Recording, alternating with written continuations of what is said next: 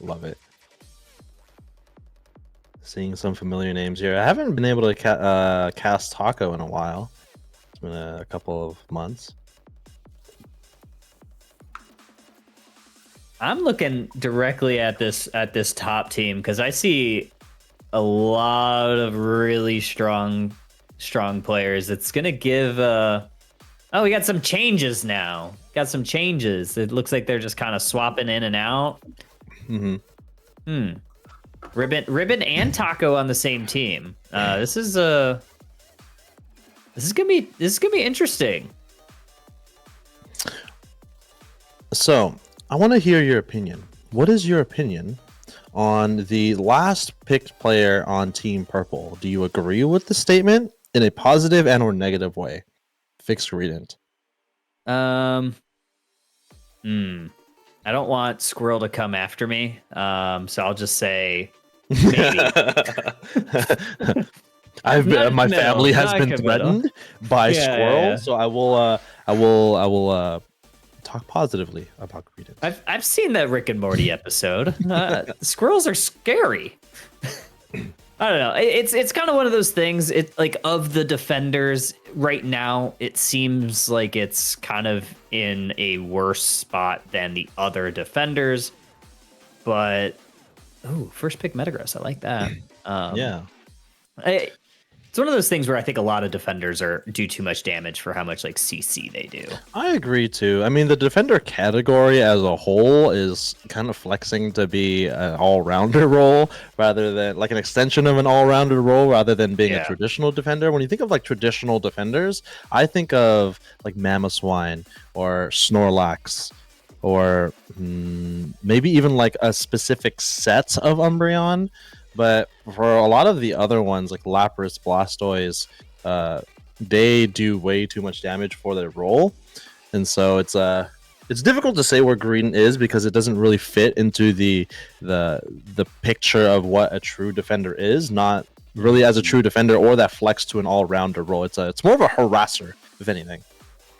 Yeah, I feel like Unite might need like just like a harasser, and maybe that's probably poor taste to say that's what you need in a category, but like that pest category of like throw like Sableye, throw the Greedent in this like alternate category of things that don't quite fit a single role. Yeah. And it's tough to say as well for Sableye because what do you consider like support per se, right? When you think of like a support, at least for the cast of supporters right now, it's like the traditional healing role is like what the supporter category is. And so there are a ton of different types of support you can apply to your team. I hosted a nice discussion post on Twitter about what support actually means. It's not just healing. There's a lot of other kind of subcategories within the support category to help your team in different ways. Yeah, I agree, and I think that's kind of what I'm hoping for. As a support main right now, it's just you're not eating well as a support main. Not a whole lot of new things. Yeah, like I don't necessarily need healing, but there's a lot of different ways, like you said, that you can create a character that can support a team. Whether it's maybe like a specific anti-healer, or maybe it's something that like you cast a spell and it lowers defense, or There's so many different ways that you can support the team. That's not necessarily just, I'm going to give you this egg in this trying time and heal you. All right, let's take a look at these two teams. Some interesting stuff. I do like to see a Charizard from Mindhacks on the side of Team Purple. It's going to be an interesting pick. It can be very devastating if it does get a level lead. I'm not sure exactly where they're going to place it here. There is going to be a pause. And it looks like we do have a crash, so we'll just make sure that person gets back into the game. Gives us some time to talk about these teams, though. So Charizard, really interesting pick. It's the worst Kanto starter of the three, unfortunately. And I believe on the other side, we also saw a Garchomp as well. What do you think about that, Kyle? We saw Charizard in the Underdunk. We saw a couple of games. I believe it was Q is too short playing Charizard in a few games, and I think the first one, if I recall correctly, they absolutely cooked on it. Got off to a really strong level lead, and then just kind of snowballed. So I think Charizard definitely has some play. But the key is really going to be keeping up on your levels. If you can continue having a really strong level lead, take it into the jungle, and kind of keep up with those levels, then you're going to be able to kind of snowball. It's so quick at farming. So as long as you're able to do that, it seems like it's viable. But if you fall behind, it's really tough to come back. Yeah, the Jade unfortunately is going to tackle directly into a wall. You know, walls are the best form of CC in the game. It's always there, all the time. Heading over onto the right side, though, they're going to be invading this Rowlet. I believe that's Taco on the Rowlet in this top lane. Kind of a scrap on this T1 goal zone. The Charmander, unfortunately, going over to the left side, grabbing a Citrus Berry early, but trying to apply some pressure in this early game. This Gibble is going to be back to this tier 1 goal zone. Can Ribbon get away here? Should be able to get away. One of the things that always surprised me is the early game pressure that Gibble is able to apply, as we do see the Snorlax going down, really taking advantage of that EXP share. It's not really going to be behind too much, but they did do their job. Dartrix on the field, heading up to the top path, Kyle. Yeah, just a little bit of time wasted there on the Dartrix. Like you said, no harm, no foul. It still gets its evolve, but we got 850 birds on the map. We got some Screamion going in there. Routes evolves into Kirlia. So Orange team actually looking pretty strong here in the early on. And here we go. We have some damage being done by this Metagross, but it's actually Metagross that is KO'd by that Dartrix. And I think this little Glossiflower, that might be the little toaster that could, but definitely a little toaster that couldn't, because they are going down and back to that Pokemon Center.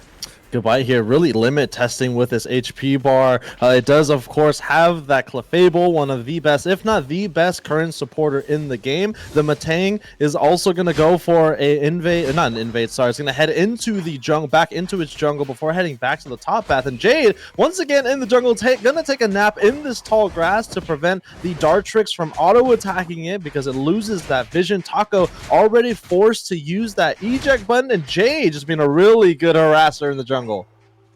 Wow, maybe add that to the category, but oh, here comes the Psyshock. Nice use of the mini map to see exactly where that Snorlax was. Kirlia does take that red buff back, but it's purple. That's pushing this tier 1 goal. Clefable goes down. It might be this Gabite that goes down next, but a nice use of Dragon Rush and gets out of dodge there, at least for the time being, before these 720 birds. Yeah, lots of scrapping going on in this next game. I love to see it. Matang right now at level 7. Unfortunately, Gabite is the one that bites the dust in the top lane, sent back to their Pokeball. Taco, already level 7, looking really good. I'm not sure if they are stacking with their character, but with only 15 points scored among their team, I'm assuming they weren't able to get any stacks off in this earlier quarter of the game. It's going to peel off, grab that red buff before re-engaging in the either top or bottom path, but Charizard, Clefable, going to be able to make a push on that tier 1, scores a 30 and another 30 as well. Not a Clefable, it was a Eldegoss in the top path. Yeah, here we go. We got a Registeel in this Bob Pass, and both teams highly interested in grabbing this objective. Matang is kind of living a little dangerous here. Comes and tries to engage in this fight half health, but it's Screamion that does some damage into that Gardevoir. We got to secure it. It's going to go over to that Blastoise of all things.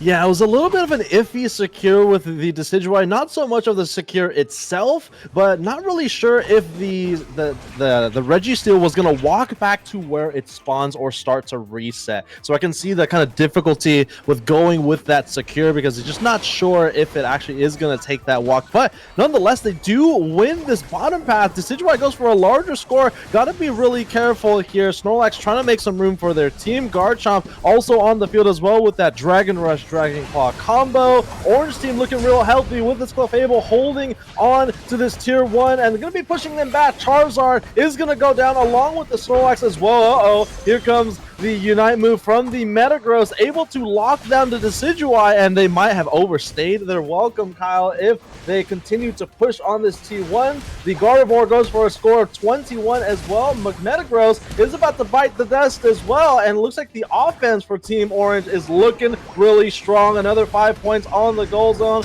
but with the Charizard Unite move, that's going to extinguish the push from Orange. Yeah, they're gonna have to put out this fire because this Trogdor is burninating the city and the countryside. But wow, a huge KO by this shotgun Gardevoir. Snorlax able to send some people to a little bit of a dream here, but 3 members down here still pushing for the orange side. Decidueye, I think, gets another stack and leaves that goal on 1. And Snorlax is just doing their best to just do exactly what you want out of your defender and stall and hold this goal as much as possible. And I think this Eldegoss is going to go down. Charizard's going to continue trying to farm here, and Snorlax is, again, going to do their best. Yeah, Jay's doing a fantastic job defending that tier 1 goal zone. They're going to get a score of 40 on that tier 1. Decidueye is going to try to score on the tier 2 as well. Eldegoss is going to be there, but not until this Regieleki walks to this tier 1 goal zone. Unfortunately, Charizard unable to hold on, gets KO'd by the opposing team's Kanto starter, with the credit going over to the Gardevoir. Now Gardevoir is your level leader of the game. Along with that Garchomp, that's definitely a really good look for Team Orange, having both of your laners being the highest level on your team. Oh, and that's actually a big catch there by that Sylveon, getting that Decidueye, and Garchomp is doing exactly what you want, and here we go. Livid Outrage going to be getting another KO onto that Metagross, and this Sylveon's going to have to be very careful, and I say that as they get KO'd. That's the victim number 3 for that Garchomp, who now has that pocket Clefable and is just going to back up. But here on the side, Charizard's actually, I think they popped their Unite move a little bit into that orange side team, and I don't think they realized that Garchomp was coming back with the Clefable. They get KO'd, and this Registeel is going to be in good position for this orange team to grab it and take it off the map. Yeah, this should be an easy confirm for this Decidueye. Compute and can destroy is going to lock down this bottom path, but somehow Screamion able to get the confirmation on the Registeel, but not before Taco gets a 2-piece collateral on 2 characters on the side of Team Purple. And so yeah, you thought it was your level, not your level leader for the team, is catching up to that Garchomp, and that Gardevoir Unite moves just about ready for the Decidueye as well. And right now, in terms of the levels, Team Purple is faltering at the heels currently. They might lose 2 characters here to the Garchomp, handing over even more experience to this dragon. Yeah, that was mighty close, but the lifesteal from Garchomp is a little bit too hot to handle for that Charizard. Garchomp takes into level 14. If they would have gone down, that would have been a really nice chunk of XP over to Charizard, but unfortunately not enough firepower on that Firebird. And holy cow, we got another Lecky here at the 227 mark that might be going over to the side of Orange. It does. It's the Gardevoir that gets the confirmation. Decidueye picks up the KO on Snorlax, and Orange team's sitting pretty here with 20 seconds until this Rayquaza. Yeah, it's not a significant lead by Team Orange, but the lead is not so much in the points, but the lead is definitely in the experience. Level 14 on both the Garchomp and the Gardevoir. Decidueye is just hitting level 13, and in terms of their team composition, it's really difficult to get through this front line when the front line is as oppressive as Team Orange is. That Garchomp and that Blastoise is very, very difficult to break through, especially when it's supported by one of, if not the best supporter in the game with that Clefable. The question here is, where can we get the Unite move coming out of the Charizard? Charizard does get taken down by the Garchomp. It is Year of the Dragon if this Charizard forgot about it. And 2 characters already down. Unite move from the Metagross is just not enough. Knock Knock is going to knock down, more like slam the door in front of Team Purple's face. And 3 characters down on the side of Team Purple. Orange team doesn't have to take this Rayquaza, but if they want to, they have all the resources to do so. Yeah, that knock knock came through like an FBI agent on your doorstep, and that's not exactly who you want knocking on your front door. But here we go, 237, 107, 1 minute left, and Orange team is going to look to maybe get a pick off of this Eldegoss. They think twice of it, and still gets a nice Spirit Shackle on it, but Purple's going to have to re-engage here. And Eldegoss, this Cotton Puff has some allergies to give out this Decidueye, and holy cow, we got a huge pick off there. It's still 4-on-4, so Purple's going to have a little bit of a shot here. They might try to get another KO, but this Garchomp is not done yet. Uh-oh, the Clefable does go down, though. Can they stay survive without, or can they stay alive without their supporting character? Rayquaza is still clean in the central area. Screamion and Jade on the Snorlax is trying to get some damage off, but unfortunately, just between the two of them, it's going to be very difficult. The Blastoise actually goes down as well, and Team Purple might have a real opportunity here. Jade right now trying to frontline this Gardevoir. 10 seconds left. Decidueye, I believe, was the secure from there, and a shot for all the way from right field. This is like maybe one of the casting moments I've had before with Taco, but I believe it was Taco that secures the Rayquaza. Not that it matters, but there is a beautiful secure by one of my favorite characters. Wow, that Spirit Shackle came from downtown, maybe even around the corner, because holy cow, I don't know if Purple would have been able to get their scores off in time, but even wow, that was something. That was definitely something. So last year I held a tournament called the Protect the President tournament. Taco was able to get second place in that tournament in kind of a huge way. Taco was able to win outside of in the winners finals. They were able to make it back to the grand finals, but it needed to do so off of Taco getting a secure just like that in a very high tense situation. But kind of a difficult team to go up against if you are Team Purple. Like I was saying before, this team composition of Garchomp and Blastoise supported by Clefable, it's incredibly difficult to get through. 162k damage, almost 163,000 damage for this Garchomp. That is definitely going to be a player that I'm going to be putting on this list. If there's another player I want to put on this list as well, I'm going to be putting Jade on this list for their support with the Snorlax. Really optimal invades, really being a pester to Taco on the right side of the map, but also doing a fantastic job at defending their goal zones and getting the picks where they need. Yeah, I thought Jade did a really good job of holding those points. I mean, you saw it there at that bottom part, basically 2-on-1ing or 1-on-2ing or 1-on-3ing at some times there, just trying to hold that point, using some nicely timed yawns to put everybody to sleep, then throwing that on with that heavy slam combo. Yeah, I mean, that's exactly what you want your defender to do. Fortunately, just not enough defense on that side, and that Garchomp was just so hard to deal with.